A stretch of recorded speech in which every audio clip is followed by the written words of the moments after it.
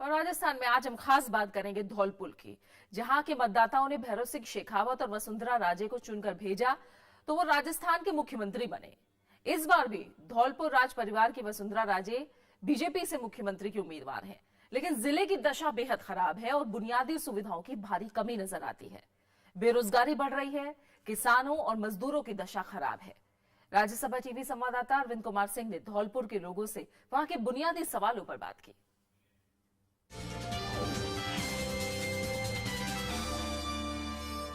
राजस्थान में विधानसभा के चुनाव हो रहे हैं और हम हैं धौलपुर में, जिसका बहुत ही गौरवशाली ऐतिहासिक अतीत रहा है। भले ही यहाँ 4 विधानसभा सीटें हैं, लेकिन काफ़ी बड़े दायरे में फैला है धौलपुर। और यहाँ हम बात करेंगे नागरिक समस्याओं पर और अन्य तमाम सवालों पर।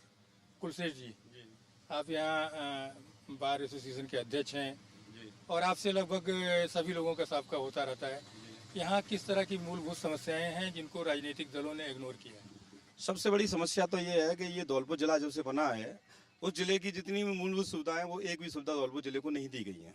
औद्योगिक क्षेत्र को भी किसी भी नेता ने ये नहीं कहा है कि इसमें जो पब्लिक है उसके लिए कोई ऐसी सुविधा की जाए रोजगार के लिए। वो औद्योगिक सुविधा नहीं है, कोई सड़क की सुविधा नहीं है, न बिजली की सुविधा है। जबकि यहाँ चंबल नदी है, वो इतनी विशाल नदी है जिससे लिफ्ट योजना चालू की जा सकती है, किसानों के लिए अन्य सुविधाएं चालू की जा सकती हैं, उसमें भी कोई ध्यान नहीं दिया है।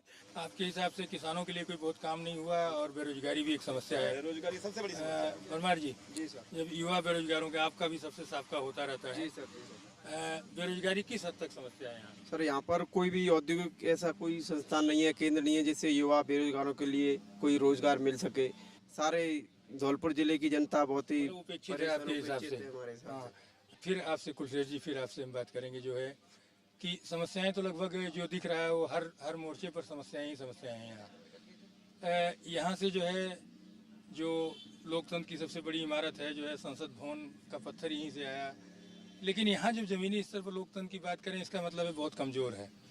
उसको ठीक करने और करने के साथ साथ कौन से ऐसे सवाल हैं जिनको तत्काल हल करने की जरूरत है? ये सबसे बड़ी पत्थर व्यवसायी जो सरमथुराबाड़ी में है, वहाँ डाकपति क्षेत्र होने की वजह से वहाँ व्यवसाय में बड़ी व्यवधान आता है, क्योंकि वहाँ डकैत लोग चौथ के वसूल करते हुए किसी भी धनी मतलब व्यापारी को कार्य नहीं करने देते हैं, उनको काफ़ी परेशान करते हैं। उनकी घिसाई मशीन को बंद कराना, अन्य कार्य करना, इस तरह के कार्य डकैती क्षेत्र होने की वजह से यहाँ पूर्ण तरह से व्यवस्था नहीं है कि उसको देखा जाए। जो भी नेता आते हैं वो अपनी कोठियाँ पहले भरते हैं, दूसरी पब्लिक की तरफ कोई ध्यान नहीं देते हैं। यहाँ गरीब जनता बहुत है धौलपुर। दूसरी एक सबसे बड़ा कारण क्या है कि या तो इस धौलपुर जिले को मध्य प्रदेश में कन्वर्ट कर दिया जाए या उत्तर प्रदेश में कन्वर्ट कर दिया जाए, तो इस धौलपुर का विकास हो सकता है। बाकी इस धौलपुर को तो एक तरह से अछूत मानते हुए राजस्थान सरकार पीछे छोड़ देती है कि तो अपने आप हमको वोट देगा और अपना विकास कर लेगा, नहीं होगा तो नहीं होगा। ये मतलब एक तरह से सरहदी जिले को सरका के रखा हुआ किनारे जो है। तो आपसे आखिरी सवाल हम करेंगे कि जो है आप क्या ऐसा करने की जरूरत है सरकारों को कि कम से कम धौलपुर के लोग खुशहाल हों? सरकार के लिए सबसे पहले योजना ये है कि इस धौलपुर जिले के लिए बता रहा हूँ मैं, इस धौलपुर जिले के लिए एक गरीबों के लिए फैक्ट्री खोली जाए, जिससे कि गरीब अपने रोजगार मिले। उनके रोजगार से जो है पहले कार्य चलता है। रोजगार के लिए जो है इंसान यहाँ परेशान है और रोजगार के लिए ही जो है लोग वाग जो है इधर उधर की चोरियां करते हैं। कुल मिलाकर के यही बात है कि जो धौलपुर है वहाँ बेरोजगारी एक अहम समस्या है। साथ ही साथ जो नागरिक सवाल हैं वो अपनी जगह कायम है और यहाँ बड़े बड़े बलशाली नेता होने के बावजूद क्षेत्रीय विकास में अभी भी काफ़ी पिछड़ापन है और ऐसा लगता है कि धौलपुर एक किनारे धकेला हुआ है, हाशिए पर है। कैमरामैन सरोज कुमार दास के साथ अरविंद कुमार सिंह, राज्यसभा टीवी, धौलपुर।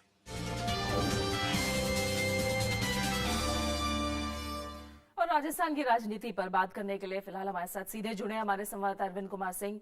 अरविंद जी, आपने राजस्थान के कई इलाकों का दौरा किया। यहाँ देखा जाए तो बारी बारी से काफी वक्त से सरकार बनती चली आ रही है। इस बार चुनावी बयार कैसी बहती दिख रही है? क्योंकि कुछ एक योजनाएं हैं, दवा वितरण योजना और जांच योजना जैसी, जो उपलब्धियों में गिना रही है सरकार अपनी, और वहीं बीजेपी भ्रष्टाचार महंगाई को लेकर घेर रही है सरकार को राज्य में। कैसी दिख रही है आपको चुनावी बयार यहाँ? देखिए प्रीति, जहाँ तक राजस्थान का सवाल है तो यहाँ बारी बारी से सरकारें आती रही हैं और यहाँ ऐसा बहुत कम हुआ है या नहीं हुआ कि जिसमें जो है सत्ता पलट ना हो। लेकिन अभी इस बार जो खासतौर पर अशोक गहलोत की बात है, इस सरकार ने जमीनी स्तर पर जो कुछ काम किए हैं वो नजर आते हैं। हालांकि बुनियादी सवाल, मैं जिन इलाकों में गया वहाँ बुनियादी सवाल अपनी जगह पर कायम है। तो कुल मिलाकर के काफ़ी कांटे का मुकाबला है और ऐसा लगता है कि ये जो इलाका है खासतौर पर धौलपुर और भरतपुर संभाग जो है, इसमें अभी अपर हैंड है जो है रूलिंग पार्टी का। क्योंकि दिलचस्प बात यह है कि इन इलाकों में पिछले चुनाव में बीजेपी को बहुत ज्यादा समर्थन मिला था और धौलपुर में तो बीजेपी का समर्थन था ही था। इसके साथ साथ जो भरतपुर का जो इलाका है उसमें 7 में से 6 सीटें जो है बीजेपी जीती हुई थी। तो इस बार इस इलाके में खासतौर पर जो है जो एक बड़ा सवाल बना हुआ है, बेरोजगारी सवाल है और ये काफी दिनों से है, क्योंकि यहाँ की भौगोलिक स्थितियां ऐसी हैं, बीहड़ों का इलाका यहाँ शुरू होता है। तो कुल मिलाकर के खेती बाड़ी की समस्याएं कायम हैं, लेकिन स्वास्थ्य सुविधाएं और कई सुविधाएं ऐसी हैं जो राज्य सरकार ने दी है, वो लोगों को फर्क पड़ा है और उसका असर साफ साफ दिखता है। खासतौर पर सड़कों की दशाएं बेहतर हैं और बाकी चीजें ठीक है यहाँ। जी तो मुझे जी यहाँ इन दोनों पार्टियों के अलावा अगर और पार्टियों की बात करें, यहाँ बीएसपी की चुनौती को कैसे देखा जाए? देखिए प्रीति, जहां तक बीएसपी की बात है तो भरतपुर धौलपुर से लेकर के और दतिया तक का जो इलाका है चंबल से जुड़ा हुआ, उसमें बीजेपी और कांग्रेस पार्टी के बाद जो है बीएसपी एक तीसरी ताकत है जिसको महत्वपूर्ण ताकत माना जा सकता है। हालांकि कुछ और लोग प्रयास कर रहे हैं जिसमें समाजवादी पार्टी भी शामिल है, लेकिन इस इलाके का जो भूगोल है उसमें उसके साथ साथ यहाँ बड़ी संख्या में दलित वोट हैं, तो उनमें जागरण आया हुआ है। लेकिन वो कुछ सीटें तो जीत सकते हैं, लेकिन बहुत ज्यादा चुनाव पर वो असर डालने वाले नहीं है। कुछ सीटों पर वो बीजेपी और कांग्रेस को भी असर डाल सकते हैं जी, लेकिन एक बड़ी ताकत में नहीं उभरेंगे प्रीति जी। और एक चीज हमने और देखी, यहाँ पर टिकट वितरण को लेकर भी जितनी लंबी प्रक्रिया हम देख रहे हैं, क्या दिखाती है वो अरविंद जी? इतनी देर क्यों लग रही है राजस्थान में पार्टियों को उम्मीदवार चुनने में? देखिए, दोनों पार्टियां जो खासतौर पर मुख्य धारा की पार्टियां हैं, जो कांग्रेस और बीजेपी, इन दोनों में लगातार यही कोशिश चलती रही कि पहले ये जारी करे, पहले आप के चक्कर में ये लगातार देरी हुई है, क्योंकि एक पार्टी दूसरे के उम्मीदवारों को देखना चाहती थी, जातीय समीकरण को देखना चाहती थी, इलाके में उसके असर को देखना चाहती थी, और इस नाते जो है प्रीति जरूरत से ज्यादा देरी हो गई। जबकि बीएसपी ने जो ये संभाग है इसमें पहले कैंडिडेट डिक्लेयर कर दिए थे काफी पहले, और कुछ तो उम्मीदवार ऐसे हैं जो लगभग पूरे इलाके का दौरा कर चुके हैं। तो जो देरी हुई है वो एक दूसरे के रणनीतियों को काटने के लिए, बेहतर उम्मीदवार चयन करने के लिए हुआ है, और यकीनन यहाँ के लोग मानते हैं कि ज्यादा देरी कर चुके हैं लोग। जी, राजस्थान में क्या समीकरण को समझाने के लिए आपका बहुत बहुत शुक्रिया अरविंद जी, लेकिन आप बने रहिए, खास मध्य प्रदेश पर भी आपसे हम बात करेंगे। फिलहाल यहाँ पर एक छोटे से ब्रेक के लिए रुक रहे हैं।